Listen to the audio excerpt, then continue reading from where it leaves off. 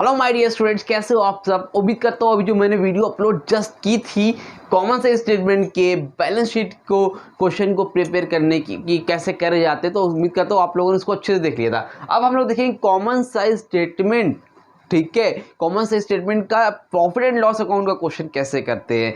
और last video मैंने format सब वगैरह सब कुछ बता रखा है, नहीं पता है कंपैरेटिव में तो जाके उसको अच्छे से देखो और जितना बता रहा हूँ उतना अच्छे से कर लो, क्लियर पास हो जाओगे। टेंशन बिल्कुल भी मत लो, स्पेशली आप लोगों के लिए वीडियो में बना रहा हूँ जिन लोगों को डर लग रहा है। भाई डरो नहीं, जितना कह रहा हूँ उतना करते जाओ, अच्छे से नंबर से पास हो जाओगे। स्टेप मार्किंग मिलता है अकाउंट्स में। बहुत से बच्चे पूछे सर स्टेप मार्किंग मिलता है कि नहीं मिलता है, आंसर लाओ नहीं लाओ, जितना करोगे सही उतना आपको आंसर उतना आपको मार्क्स मिलेगा, ठीक है। इस बात की क्लैरिटी मैं देता हूँ, टेंशन मत लो।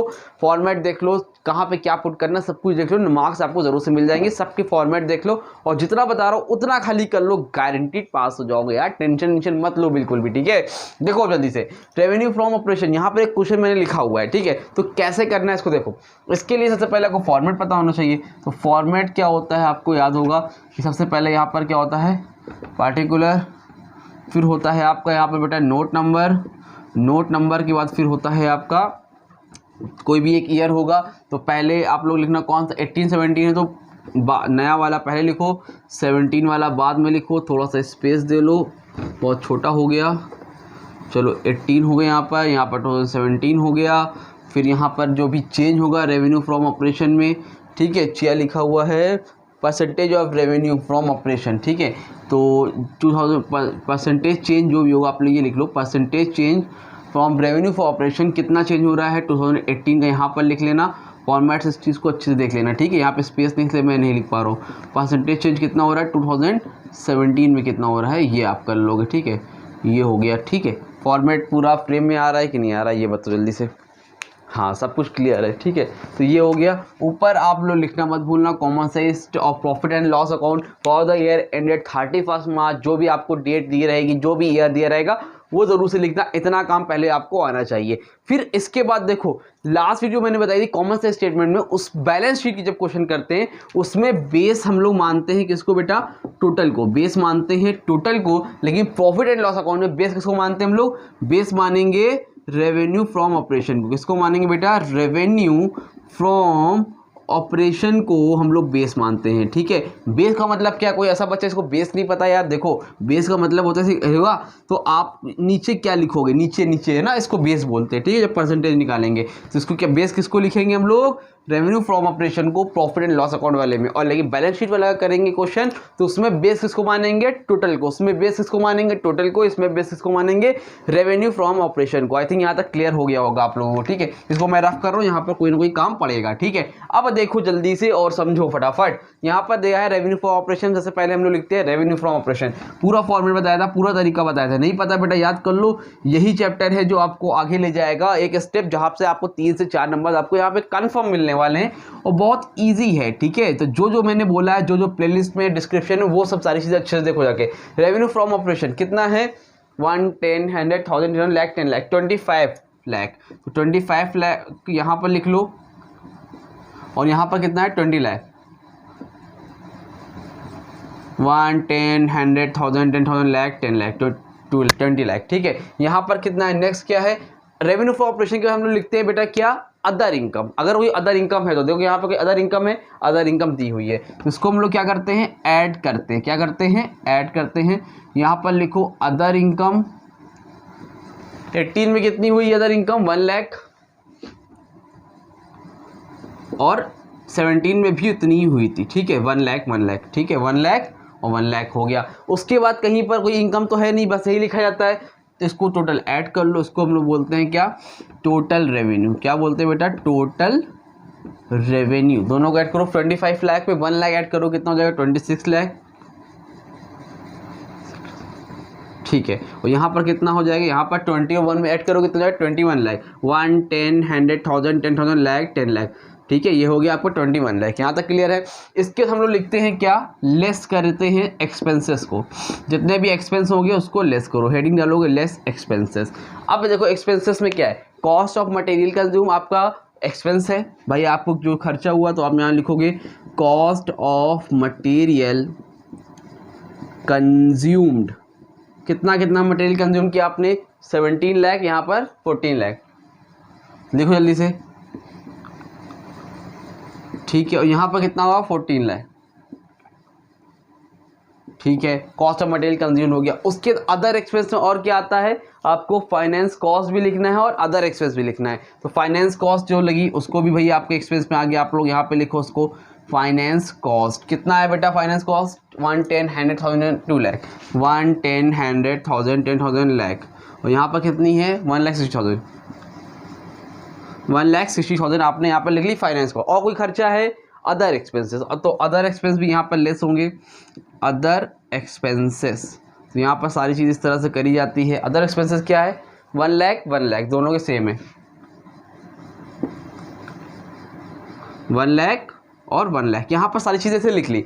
अब आप इसका टोटल कर लो, जैसे आपने टोटल रेवेन्यू किया था ना, तो उसी तरह टोटल एक्सपेंस का टोटल कर लो। यहाँ पे लिखो टोटल एक्सपेंसेस, ठीक है। कितना हो जाएगा 17 लाख, 17 में 2 ऐड करो कितना हो जाएगा 19 लाख, और 1 लाख ऐड करो कितना हो जाएगा 20 लाख।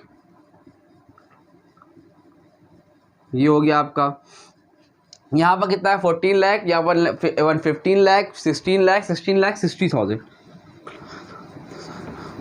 कितना हो गया बेटा 16 लाख 60,000। समझ में आया कि नहीं आया। तो ये हो गया आपको टोटल, आपने देख लिया कितनी है रेवेन्यू, टोटल एक्सपेंसेस। अब आपको क्या करना है, अब आपको नेक्स्ट स्टेप करना है बेटा यहाँ पे profit before tax. Next heading क्या है आपकी, profit before tax. Profit before tax कैसे आता है बेटा, प्रॉफिट बिफोर टैक्स जो भी आपका टोटल रेवेन्यू है उसमें से टोटल जितने भी एक्सपेंस है उसको माइनस कर दो। यहाँ पर 26 लाख, यहाँ पर कितना है 20 लाख। 26 लाख में अगर 20 लाख माइनस करेंगे तो कितना आएगा 6 लाख, ठीक है। और अगर 21 लाख में 21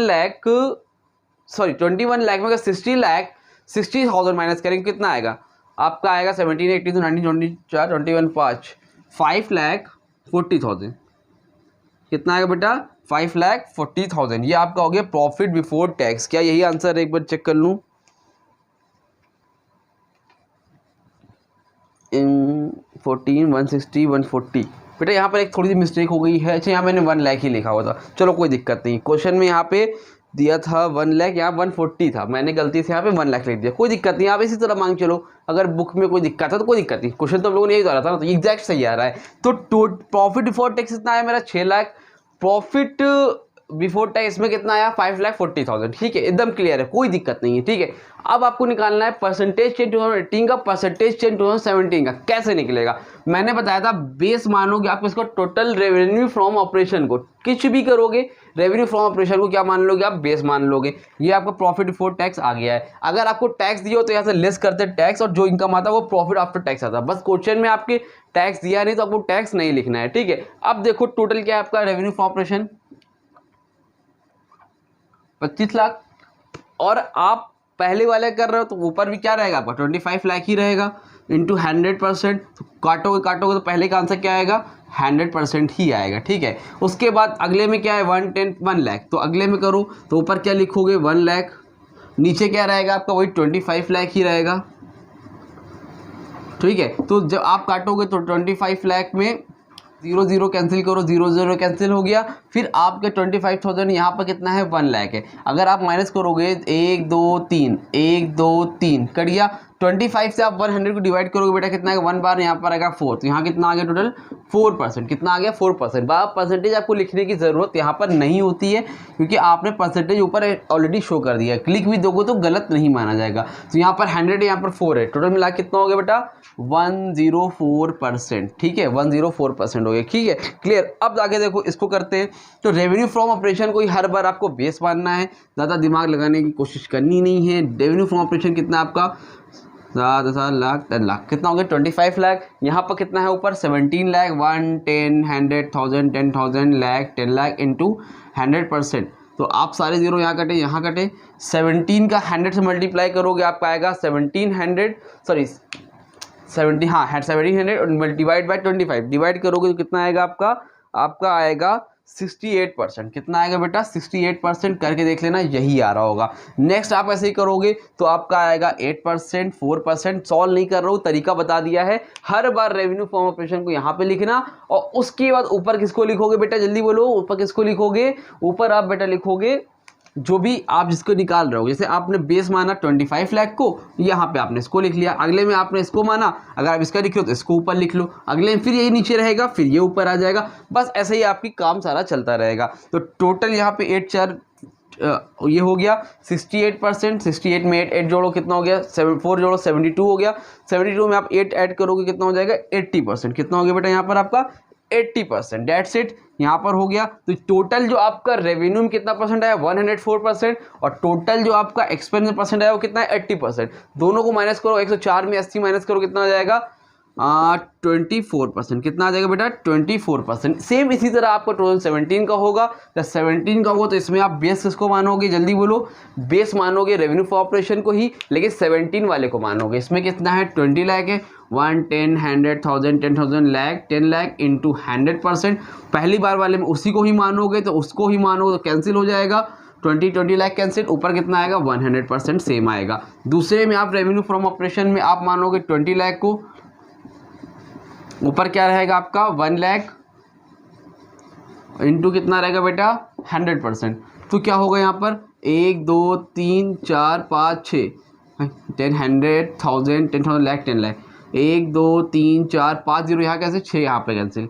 तो कितना बचा? 5 से डिवाइड करो, यहाँ पर आएगा आपका 5%। कैसे? 2 1 2 5 10। आप लोग को कैलकुलेटर करना है, इतना दिमाग नहीं लगाना है, डायरेक्टली मैंने कर दिया है, बट आप लोग कैलकुलेटर से करना है। यहाँ पर 105% यहाँ पर निकालोगे आपका आएगा 70%। यहाँ पर आएगा आपका बेटा 8%, 7 और इसको तीनों को टोटल कर लेना, आपका आएगा 85। और जब 105 में 85 को माइनस करोगे बेटा आएगा 20%। क्या आएगा? 20%। डेट्स इट, एकदम ईजी है। ठीक है, आंसर तो मैंने लिख दिया, बेस बता दिया है। रेवेन्यू फ्रॉम ऑपरेशन में हम कॉमन सेंस स्टेटमेंट के P&L वाले में हमेशा बेस किसको मानते हैं? रेवेन्यू फ्रॉम ऑपरेशन को। और बैलेंस शीट वाले में किसको बेस मानते हैं बेटा? जल्दी बोलो, किसको बोलते हैं? कमेंट सेक्शन में बताना। उसमें बेस मानते हैं हमेशा टोटल को। ठीक है, जो भी टोटल होगा उसको। क्लियर? आई होप आपको क्लैरिटी मिल चुकी होगी। जल्दी से एक क्वेश्चन लगा लो, जो क्वेश्चन मैंने कराया आप उसी को कर लो अच्छे से, आपकी हेल्प हो जाएगी। आप पेपर में 4 मार्क्स इजीली पा सकते हो इसको देख के। ठीक है, तो चलो अब थोड़ी देर में शेयर की वीडियो अपलोड करता हूँ। शेयर का ऑलरेडी एक पार्ट अपलोडेड है, उम्मीद करता हूँ वो आप लोगों ने सीख लिया। बहुत से बच्चों को बोला शेयर फॉरफिटेड और प्रो अटैक क्या होगी एंट्री, उसको भी अपलोड कर रहा हूँ। बस आधे घंटे के अंदर उसको देखो और सारे डाउट क्लियर करते चले जाओ। होली अगले साल मना लेना, जितना मनाना था हम लोगों ने मना लिया। 1 दिन हो गया, अब अच्छे से मेहनत करो। 3 दिन बचे अपना, 300% दो, 100% भी नहीं। जितना बेस्ट हो सके अपना बेस्ट दो बेटा, और यही टाइम है। फिर आगे क्या मौका नहीं मिलेगा दोबारा 12 पास करने का। ठीक है, तो अपना 100% एक बार दे दो, ताकि आपको बाद में शर्मिंदा ना होने पड़े, आप अफसोस ना करो। ठीक है, चलो मिलते थोड़ी देर में, तब तक के लिए बेटा थैंक यू। और वीडियो अच्छी लग रही तो अपने दोस्तों को भी शेयर करो, ताकि उनकी भी हेल्प हो सके और थोड़ा सा हमें भी मोटिवेशन मिल सके कि हाँ, हमने जो पढ़ाया आप लोगों को समझ में भी आया। ठीक है, चलो मिलते हैं नई वीडियो में, तब तक के लिए थैंक यू सो